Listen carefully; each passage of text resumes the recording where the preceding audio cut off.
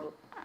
మరి అదే పనిగా వారానికి ఒక మీటింగ్ వేసి మొత్తం జనాలందరినీ కూడగట్టి రాజకీయ నాయకులను కూడా ఇదిగో నా వెనకాల ఇంత సైన్యం ఉందండి, అందుకని మీరు నన్ను వాడుకోండి అని చెప్పి ప్రలోభ పెడుతున్నట్టుగా కూడా అందరికీ తెలుసు. సో ఇలాగా మరి అతను లేని సైన్యాన్ని ఎవడో ఉంటాడు 4-5 ట్వీట్లు పెట్టేవాడు. గతంలో ఎప్పుడో నేను ఇతను ఏదో అన్నానంట, ఆయన ఎవరికో మనోభావాలు దెబ్బతిని ఎస్సీ కేసు పెట్టాడు నా మీద.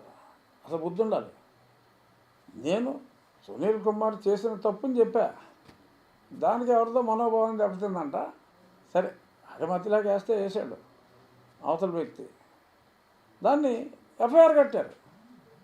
ఎందుకంటే ఎఫ్ఐఆర్ కడితే రివార్డు 10,000 రివార్డు. మరి ఎందుకను ఇలాంటి అవకతవకలు చాలా జరిగినాయి. ఒక సిఐ మీద మరి ఒక కార్తీక భోజనానికి వెళ్ళి మరి టంగ్ స్లిప్ అయ్యాడా మరి ఏమయ్యాడో, మరి అతనికే సస్పెన్షన్ విధించినప్పుడు మరి ఇన్ని వందల సార్లు మాట్లాడినందుకు no political party should entertain this kind of character అనేది ఇవాళ నేను ఓపెన్గా బోల్డ్గా చెప్తున్నా. That party might be any other party.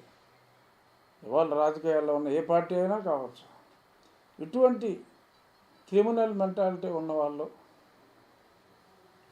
చెప్పే మాటలు మాయ మాటలు దయచేసి నమ్మవద్దు.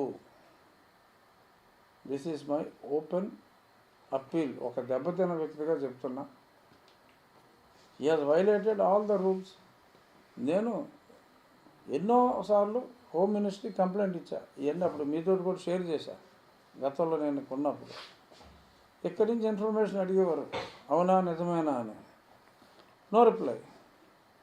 రిప్లై ఏది? No reply. 3 సార్లు అడిగారు, 4 సార్లు అడిగారు. మన చట్టంలో రిప్లై అడిగితే వాళ్ళు రిప్లై ఇస్తే దాని మీద యాక్షన్ ఉంటుంది. కానీ అసలు రిప్లై ఇవ్వకపోతే ఏం చేయాలి అంటే రిపీటెడ్గా ఉత్తరాలు రాయడం తప్ప మరి అక్కడేం ప్రొసీజర్ ఉన్నట్టు లేదు. అంచేత అది అలా గడిచింది. ఇప్పుడు కొత్తగా ఆంధ్రప్రదేశ్లో మరి నూతన ప్రభుత్వం ఏర్పడిన తర్వాత చర్యలు తీసుకోవటం ప్రారంభించారు. ఒక అధికారి అయ్యుండి మరి కుల సమావేశంలో మన కులం అని చెప్పి మాట్లాడటం కరెక్ట్ కాదు అని చెప్పి మరి చర్యలు తీసుకున్నారు. కాబట్టి ఇతని మీద కూడా, సునీల్ కుమార్ మీద కూడా ఈ సందర్భంగా చర్యలు తీసుకోవాలని చెప్పి డిమాండ్ చేస్తారు.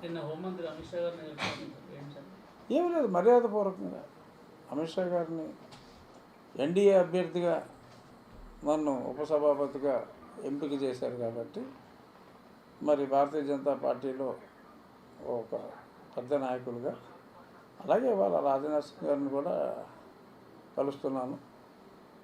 ప్రధాని గారి అపాయింట్మెంట్ కూడా ఈ పార్లమెంట్ సెషన్ అయ్యిలో కోరటం జరిగింది. వారికి ఉన్న షెడ్యూల్లో ఏమో రావచ్చు అపాయింట్మెంట్. మిమ్మల్ని హింసించినప్పుడు అప్పుడు అమిత్ షా గారు కూడా చొరవ చూపారు, సహకరించే ప్రయత్నం చేశారు. నేను ఆయన కలిసినప్పుడు